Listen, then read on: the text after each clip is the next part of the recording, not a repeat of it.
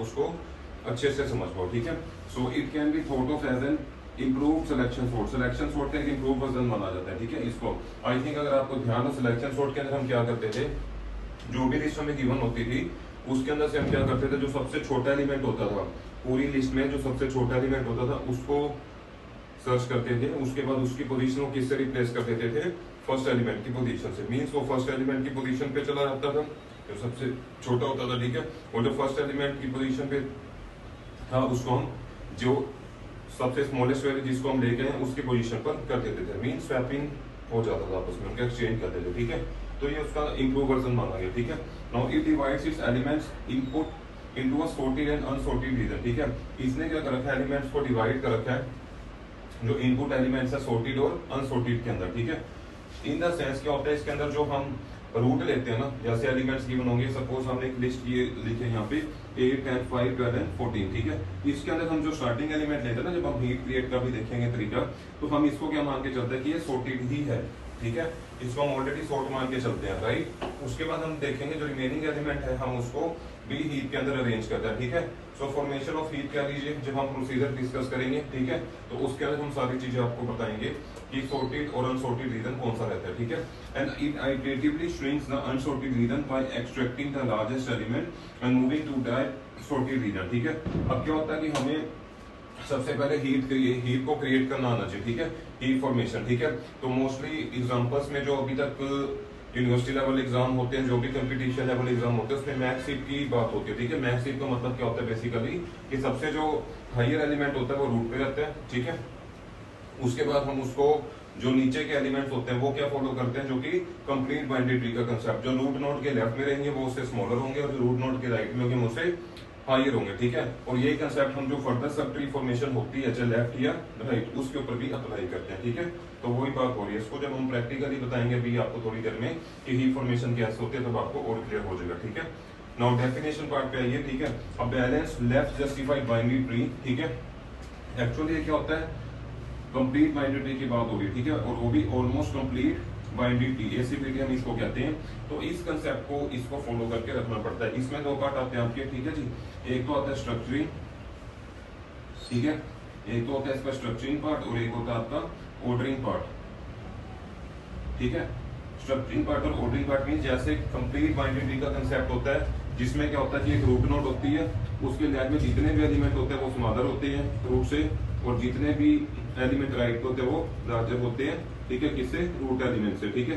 तो इसको ये ऑर्डर भी फॉलो करना पड़ता है, ठीक है। जब हम हीप फॉर्मेशन की बात करें तो इस कंसेप्ट को फॉलो करना पड़ता है। दैट इज व्हाई यहां लिखा balance left justified binary tree in which each node contains the value which is greater then और स्मॉलर देन इट्स चाइल्ड, ठीक है। तो ये जो रूट नोड की वैल्यू होती है ये क्या होती है, ज्यादा मिलती है किससे, अपने चाइल्ड्स के मुकाबले, जो भी उसके सब चाइल्ड है, राइट। तो अब होपफुली आपको ये जो थ्योरी पार्ट था ये आप नोट डाउन कर लीजिए, ठीक है। कुछ इंपॉर्टेंट पॉइंट्स हमने इसलिए लिखे थे ताकि अगर आप कंपटीशन के अलावा और भी पेशेंस करते हैं, जैसे यूनिवर्सिटी लेवल एग्जाम के अंदर है इस समय बीटेक कैंडिडेट जितने भी हैं, ठीक है, आईटी ट्रेड के, कंप्यूटर साइंस के, आप इसको एज अ जो आपका एग्जाम रहता है उसके अंदर भी आप इंक्लूड कर सकते हैं, ठीक है, कंटेंट को। अब हम पढ़ते हैं नेक्स्ट पार्ट हमारा क्या रहेगा, विद एग्जांपल हम समझते हैं कि हीप फॉर्मेशन होता कैसे है, ठीक है। देखिए हीप फॉर्मेशन के लिए क्या रहता है, प्रोसीजर हम फॉलो करते हैं, या तो मैक्स हीप क्रिएट करेंगे या मिन हीप, ठीक है। तो जनरली क्या होता है, मैक्स हीप का भी एग्जांपल लेके चलते हैं, ठीक है। तो हम इसी को कंसीडर करते हैं, राइट। सो आई थिंक अगर सभी ने नोट कर लिया तो आप इसको, ठीक है, दोबारा से एक बार देख सकते हैं वीडियो को पॉज करके, ठीक है। हम आपको हीप फॉर्मेशन का कंसेप्ट बताते हैं कि सबसे पहले हीप फॉर्मेशन क्या होता है, ठीक है।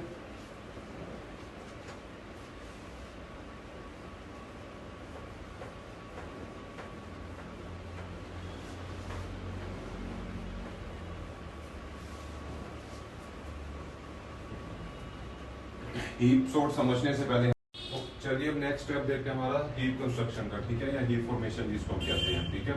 तो हमने क्या करना है, जो भी हमें कंस्ट्रक्ट करना है हीप, उसके लिए हमें सबसे पहले क्या करके चलना पड़ेगा दिमाग में कि हमें मैक्स हीप करनी है रेडी या मिनिमम हीप, ठीक है। हम मिन हीप की बजाय मैक्स हीप को फॉलो करते हैं, ठीक है। आप किसी भी तरीके से कर सकते हैं, एक समझ लीजिए मैक्स हीप, आपको इजीली मिन हीप भी समझ आ जाएगा, ठीक है जी। अब उसके लिए हमने क्या करना है, एलिमेंट्स लिए हमने 8, 10, 5, 12 एंड 14, ठीक है। सपोज करो कि हमें ये गिवन एलिमेंट्स है, हमने इसकी मदद से क्या करना है, हीप फॉर्मेशन करना है, ठीक है। अब हम सबसे पहले मान के चलेंगे जो फर्स्ट एलिमेंट है ना वो ऑलरेडी एक हीप है, ठीक है, सॉर्टेड भी है। रीजन क्या है, वो सिंगल एलिमेंट है, तो वो हीप फॉर्मेशन का हमारा पहला स्टेप रहेगा। हमने क्या करना है, इसी एलिमेंट को क्या कर देना है, हीप के अंदर बना देना, ठीक है। मतलब कि हीप फॉर्मेशन की जो बात हो रही है, हमने इसी को हीप बना देना स्टार्टिंग में, ठीक है, बिकॉज सिंगल एलिमेंट है, ठीक है। बट जैसे प्रोसीड करेंगे हम, इसके अंदर कौन सी प्रॉपर्टी फॉलो करनी पड़ती है हमें, heap property, which states that कि कोई भी एडिशन ऑफ नोड है, हम कोई भी नोड अब इसमें ऐड करेंगे, उसको एक चीज का ध्यान रखना कि उसकी वैल्यू, ठीक है, जो भी रूट नोड होगा, ठीक है, रूट नोड जो भी होगा उससे लेस होनी चाहिए, ठीक है। सपोज करो रूट नोड यहाँ पे क्या हमने दे रखे हैं, क्योंकि सिंगल एलिमेंट हमने स्टार्टिंग में हीप कंस्ट्रक्शन के लिए हमने फर्स्ट एलिमेंट को क्या बना दिया, हीप बना दिया, ठीक है। तो एज अ हीप ये सॉर्टेड भी है क्योंकि इसके अंदर एक ही एलिमेंट है, तो रूट से उसकी वैल्यू क्या होनी चाहिए, लेस होनी चाहिए। जो भी हम बात करें मीन्स क्या सकते हैं, रूट की वैल्यू ग्रेटर होनी चाहिए अपने लेफ्ट साइड से। आ रही है बात समझ, दोनों से ही बड़ी होनी चाहिए वैसे तो, ठीक है। जो रूट की वैल्यू है, पहले हम जब भी फॉर्मेशन करते हैं लेफ्ट साइड इसलिए लिखे क्योंकि हमने कंप्लीट बाइनरी ट्री का कंसेप्ट करना है, लेवल बाय लेवल चलना है, ठीक है। ये रूट नोड है, रूट नोड के बाद नेक्स्ट चाइल्ड आएगा आपका, ठीक है। तो लेवल बाय लेवल से हम स्टार्ट करेंगे, पहले हम इसको फिल करेंगे, फिर इसको फिल करेंगे, ठीक है। उसके बाद जाके हम देखेंगे कि हमने नेक्स्ट एलिमेंट कौन सा ऐड करना, ठीक है। एक लेवल कंप्लीट हो जाएगा, फिर हम दूसरे में जाएंगे, ऐसे चल रहा है, ठीक है। सो हमें यही चीज ध्यान रखना है कि रूट को हमेशा बड़ा रखना है। अब 8 के बाद नेक्स्ट एलिमेंट कौन सा था, देखो यहाँ पे लिस्ट में 10, 8 हो गया 10। अब 10 को जब हमने इसके नीचे प्लेस करना है, लेफ्ट साइड में करना है, कहाँ पे, लेफ्ट में, ठीक है। बट क्या ये एक प्रॉपर्टी को सेटिस्फाई कर रहा है, नहीं कर रहा जी, बिकॉज 8 की वैल्यू क्या लेस है और 10 की वैल्यू बड़ी है। तो अब हम क्या कंसेप्ट यूज करते हैं, हीपीफाई। क्या कहते हैं उस कंसेप्ट को, हीपीफाई कंसेप्ट कहते हैं। ईपीफाई के अंदर क्या करते हैं हम, जो भी स्मॉलर वैल्यू है उसको नीचे लाएंगे और ग्रेटर वैल्यू को ऊपर भेजेंगे, ठीक है। तो हमने क्या करा, 8 को नीचे लाए, ठीक है, और 10 को ऊपर शिफ्ट कर दिया, ठीक है जी, 10 को ऊपर शिफ्ट कर दिया, आपके सामने ही, ठीक है। तो 10 ऊपर चला गया, फिर 8 नीचे आ गया हमारा, ठीक है। ये हीपीफाई हो चुका है, ठीक है। हम इसको री हीपीफाई कहेंगे, बल्कि बाद में अगर हम बात करेंगे ना तो इसके अंदर हम री हीपीफाई भी करते हैं, जब एलिमेंट्स को अरेंज करते हैं, ठीक है। जो स्मॉलर एलिमेंट है उसको नीचे लाते हैं और 10 एलिमेंट जो भी 10 है एग्जांपल कुछ भी, कोई भी वैल्यू ज्यादा आती है इसके मुकाबले हम उसको ऊपर लेके जाएंगे, तो वो हीपीफाई के अंदर क्या हो जाता है, री हीपीफाई भी करना पड़ सकता है, ठीक है। नेक्स्ट एलिमेंट हमारे पास आता है जी 5। और 5 को कहाँ प्लेस करेंगे, इसी लेवल के राइट साइड में, ठीक है। तो हमने क्या करा, इसके राइट साइड में जब प्लेस करा, हमारे पास पोजीशन कौन सी होगी, 8 अपनी पोजीशन पे है, बिल्कुल एक्यूरेट है जी, और 5 अपनी पोजीशन पे। अब इस चीज के अंदर आपको डाउट नहीं होना चाहिए कि सर 5 इधर नहीं लिखा आपने और 8 इधर नहीं लिखा, इससे कोई मैटर नहीं करता, वैल्यू जो है रूट से लेस होनी चाहिए, ठीक है। चाहे 5 की पोजीशन इधर है, चाहे 8 की पोजीशन इधर है, डजंट मैटर, बट रूट से नीचे होना चाहिए, ठीक है, उसकी जो वैल्यू की जहां तक बात है, ठीक है। नेक्स्ट अब देखो, फिर हमने क्या प्लेस करना है जी 12। अब एक चीज ध्यान रखो, जब ये लेवल हमारा कंप्लीट हो चुका है, अब नेक्स्ट लेवल हमारा कहां से स्टार्ट होता है, लेफ्ट चाइल्ड से, ठीक है। लेफ्ट चाइल्ड के नीचे हमने लेफ्ट चाइल्ड ही सबसे पहले अरेंज करना है, ठीक है, जो भी नेक्स्ट एलिमेंट आ रहा है 12।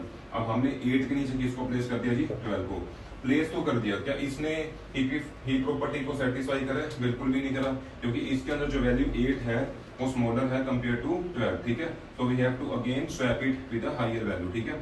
तो इसी रीजन की वजह से हमने इसको क्या करना था, हीप प्रॉपर्टी को सेटिस्फाई करने के लिए हमने क्या करा, 8 को हम नीचे लाए और 12 को हम ऊपर लेके चले गए इमीडिएटली, जो 8 की पोजीशन थी, ठीक है। 8 नीचे आ गया, ठीक है, और 12 हम ऊपर ले गए, right. So in this way हमने इसको भी हीपीफाई कर दिया, ठीक है। हम इसी हीप प्रॉपर्टी को हीपीफाई भी कहते हैं, ठीक है, जो मैंने अभी यहाँ बताया। अब नेक्स्ट एलिमेंट आपका क्या रहेगा जी, 14, ठीक है। बट उससे पहले एक चीज और देखनी है, क्या इस लेवल पे आने के बाद 12 जब यहाँ पे आ चुका है, क्या हमारा जो ट्री था जो हम फॉर्म करें हीप ट्री, क्या वो जस्टिफाई कर रहा है हीप प्रॉपर्टी को। हीप प्रॉपर्टी तो यही कहती थी कि जो रूट की वैल्यू वो ग्रेटर होनी चाहिए चाइल्ड से, ठीक है। देखो उसके अंदर लेफ्ट चाइल्ड भी लिखे हैं, राइट चाइल्ड भी लिखे हैं, ठीक है। दोनों के मुकाबले इसकी वैल्यू क्या होनी चाहिए, बड़ी होनी चाहिए, ठीक है। क्या अब 12 जो है इससे बड़ा क्या छोटा है, ठीक है। तो हमें ये चीज भी यहाँ भी चेक करनी है, ठीक है। तो अब देखा जब 10 की वैल्यू बड़ी है और छोटी है और 12 की वैल्यू क्या है, बड़ी है, तो हमने क्या करना है, इनके पोजीशंस को भी स्वैप कर देना है, ठीक है। 10 हम नीचे रहेंगे जी यहाँ पे, ठीक है, और 12 हम ऊपर ले जाएंगे, ठीक है। तो इसका जो नेक्स्ट स्टेप है मैं यहाँ लिख रहा हूँ, ठीक है। 12 जब हमारा ऊपर चला जाएगा तो नीचे क्या आ जाएगा जी 10 लेफ्ट साइड में, ठीक है, और राइट साइड में हमारा 5 एज इट इज है, हमने इसको डिस्टर्ब नहीं करा। और 8 उसके बाद हमारा जहाँ पे था उसी पोजीशन पे हमने प्लेस कर दिया, राइट। तो अभी हमारा एक और फ्री हिपिफाई हमने लगाया था, जिसकी हेल्प से क्या हुआ था कि हमारा जो 12 था वो अपने करेक्ट पोजीशन पे पहुंच चुका, ठीक है। होप सो आपको समझ आ रहा है, ठीक है। अगर नहीं आ रहा तो प्लीज आप मुझे कमेंट सेक्शन में बताइएगा। फिर भी आपको नहीं समझ आया तो एक बार आप वीडियो जरूर दोबारा से देखिए, ठीक है। इजी तरीके से समझा रहे हैं आपको, एलिमेंट्स इसीलिए थोड़ा कम लिया ताकि आपको समझ आ जाए प्रोसीजर है क्या, ठीक है।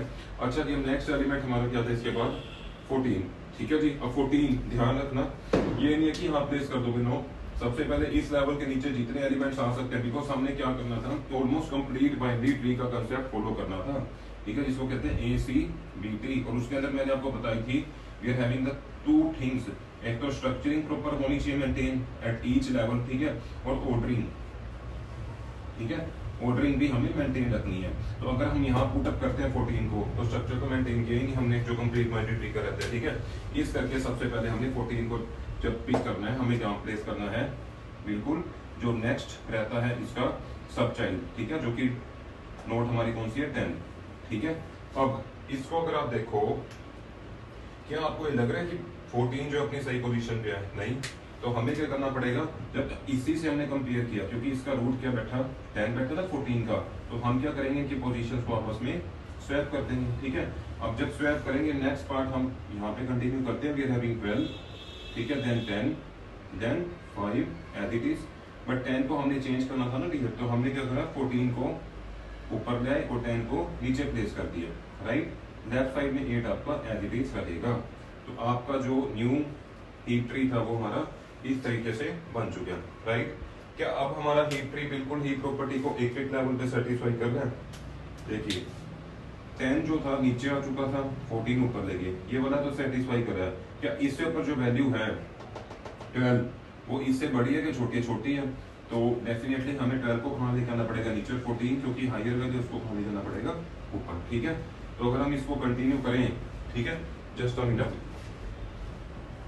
ठीक है, अगर हम इसी चीज को EP5 को दोबारा से कंटिन्यू करें तो what we will have, let's see. I think ऊपर वाला अगर आपको नहीं क्लियर हुआ तो आप दोबारा इसको देखिएगा, डेफिनेटली स्टेप बाय स्टेप मैं चल रहा हूँ, ठीक है। यहाँ से हमने स्टार्ट करा था इन्फॉर्मेशन को, फिर इसको इसी तरीके से हमने कंटिन्यू करा, ठीक है। उसके बाद का पार्ट हमने नीचे जाए, ठीक है। अब इसके नेक्स्ट स्टेप के अंदर हम बात करें, ठीक है, 14 को हमने ऊपर प्लेस करना है, then we are having the 12, right. आगे अपनी करेक्ट पोजीशन पे 5 को एज इट इज, इसको कुछ भी छेड़ने की जरूरत नहीं है, then we are having the 8, then we are having the 10, right. So अगर आप देखें, क्या ये अब ही प्रॉपर्टी सेटिस्फाई कर रहा है? बिल्कुल जी, क्योंकि इसके अंदर क्या हो चुका है, जो रूट पे वैल्यू है वो बड़ी है, किससे, अपने लेफ्ट चाइल्ड और राइट चाइल्ड दोनों के कंपैरेटिवली वो बड़ी है। बस हमारी लिस्ट यहीं पे खत्म होगी। तो हमारी अभी एक स्टेप कंप्लीट हो, दैट इज ही फॉर्मेशन, ठीक है। अब हमने इसको क्या करना है, सॉर्ट, ठीक है। अभी हमने केवल कौन सा स्टेप कंप्लीट करा जी, ही फॉर्मेशन का, ठीक है। तो हमारी अब ही फॉर्मेशन हो गई है। अब हमने क्या करना है जी, एलिमेंट्स को सॉर्ट करना स्टार्ट कर देना, ठीक है। ये हमारी ही फॉर्मेशन का काम खत्म, ठीक है। अब नेक्स्ट जो हमारा रहेगा, हमने क्या करना है, एलिमेंट्स को सॉर्ट। अब वो सॉर्ट कैसे करना है, लेट्स सी, ठीक है। अब हमने फाइनल जो हीप क्रिएट कर दिया या हीप ट्री बन गया, इससे ही हमने अपना काम बिगन करना है, ठीक है। चलिए आइए देखते हैं। इसमें हमने क्या करना है कि हमारी हीप फॉर्मेशन तो हो चुकी थी, ठीक है। हीप फॉर्मेशन के बाद हमने क्या करना है इसके अंदर, देखिए जो कंसेप्ट है 14 सबसे टॉप पे था, ठीक है, बिकॉज हमने कौन सा कंसेप्ट यूज करना था इसमें, मैक्स हीप का, राइट।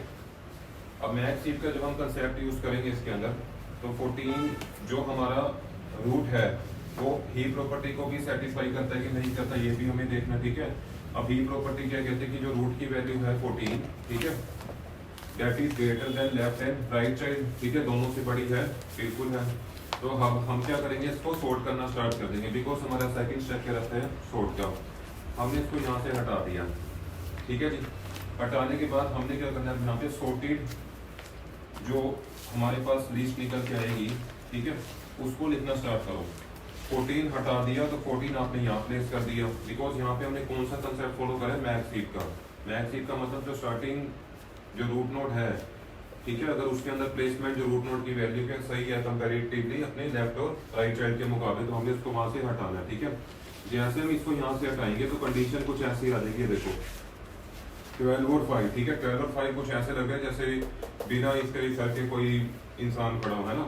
अब उसके बाकी पार्ट्स तो है लेकिन सर नजर नहीं आ रहा, तो हमें इसको करेक्ट करना पड़ेगा बिकॉज हमने 14 को क्या कर दिया रिमूव। तो हम क्या करते हैं 5 को अब ऊपर ले जाते हैं, ठीक है ये देखो।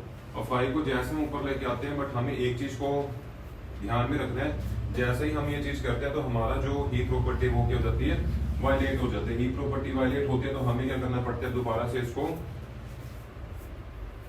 करेक्ट ऑर्डर में लेके आना पड़ेगा। हम उसको एक और वर्ड यूज करते हैं, उसको कहते हैं शिफ्टिंग अप, ठीक है शिफ्टिंग अप कहते हैं, ठीक है। अब उसमें भी हम सेम चीज करेंगे, कंपेरिजन की बात है, ठीक है। जो 5 वैल्यू है वो कंपेयर की जाएगी उसके इमीडिएट जो चाइल्ड होगा, ठीक है। उसके साथ जब हम कंपेयर करेंगे 5 की वैल्यू क्या है 12 से लेस है और 12 की वैल्यू बड़ी है, तो इस वजह से क्या होगा स्वैप लगेगा। जैसे ही स्वैप लगेगा, ठीक है, हमारा जो पोजीशन है 5 का वो कहाँ पे चला जाएगा 12 की जगह, ठीक है, जो कि हमने इसमें शो कर ही रखा है, ठीक है। जैसे स्वैप लगता है तो 5 हमारा क्या हो जाएगा नीचे आ जाएगा, 12 हमारा ऊपर चला जाएगा, ठीक है जी। तो ये हमारे पास क्या आ जाएगा एक करंटली हीपिफाइड जो हमारे पास ट्री है वो आ चुका है, ठीक है। क्या अब ये कंडीशन जो हमारी हीप ट्री की थी उसको फॉलो करता है? बिल्कुल करता है जी, क्योंकि इसके अंदर क्या रूट की जो वैल्यू है, ठीक है, तो that is greater than the values of the child, ठीक है। तो अब हम इसको क्या कर सकते हैं जी, रिमूव करो और एक और एलिमेंट हमारे पास आ चुके हैं 12, ठीक है।